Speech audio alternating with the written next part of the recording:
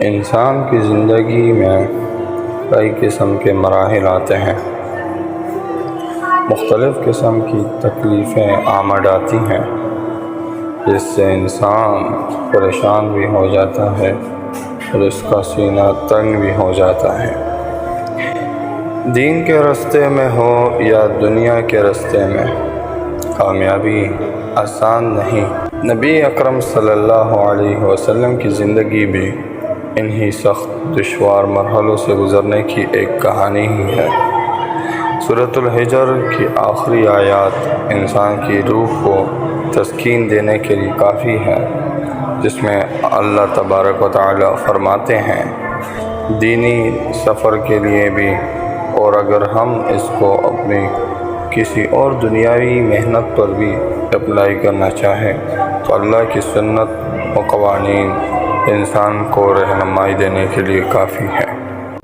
اِنَّا كَفَيْنَاكَ الْمُسْتَهْزِئِينَ، بے شک ہم کافی ہو جائیں گے جو لوگ مذاق اڑاتے ہیں آپ کا، وہ لوگ جو دین کے شعار اپنانے پر مذاق اڑاتے ہیں آپ کا، جو مسلمانوں کا استہزاء کرتے ہیں اللہ کے احکام پر اپنی زندگی گامزن کرنے پر۔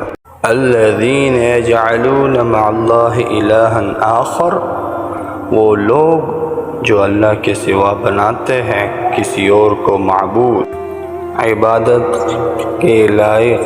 فسوف یعلمون، وہ عن قریب جان جائیں گے۔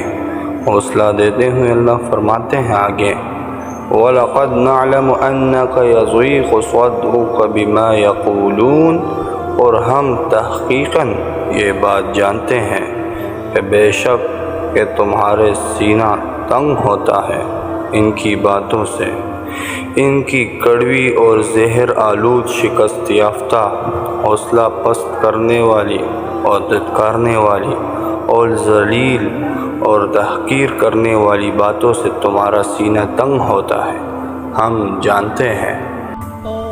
فَسَبِّحْ بِحَمْدِ رَبِّكَ، مسلمانوں کو یہ پیغام دیا گیا ہے بلکہ حکم دیا گیا ہے، اللہ رب العزت کی تسبیح بیان کر، اللہ کے بندے ہم کر اپنے رب کی، وَقُم مِّنَ السَّاجِدِينَ، اور سجدے میں پڑے رہو۔ اللہ جانتے ہیں کہ تمہارے سینوں میں کیا تکلیف ہو رہی ہے، اللہ جانتے ہیں کہ تمہیں اللہ کے راستے میں کیا تکلیف ہو رہی ہے، کامیابی کے راستے میں کیا تکلیف ہو رہی ہے۔ وَاعْبُدْ رَبَّكَ، عبادت کے سلسلے میں استقلال رکھو، کنسسٹنسی رکھو، چلتے رہو اور عبادت کرتے رہو، حَتَّى يَأْتِيَكَ الْيَقِينُ، اس حد تک کہ تمہیں موت نہ آ جائے، جسے یقین سے تعبیر دی گئی ہے۔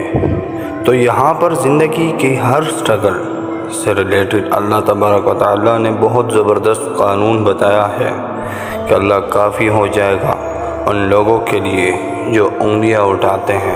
فسوف یعلمون، وہ جان جائیں گے۔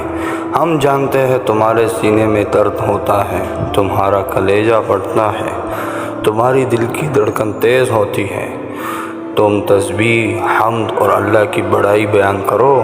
منزلیں دینا تو اللہ کا کام ہے، خواب کو پورا کرنا اللہ کا کام ہے، تمہاری دعاؤں کو قبولیت تک پہنچانا اللہ کا کام ہے، اور اللہ کے آگے جھکنا بند نہیں کرنا اس حد تک کہ تم اپنی موت سے جا ملو۔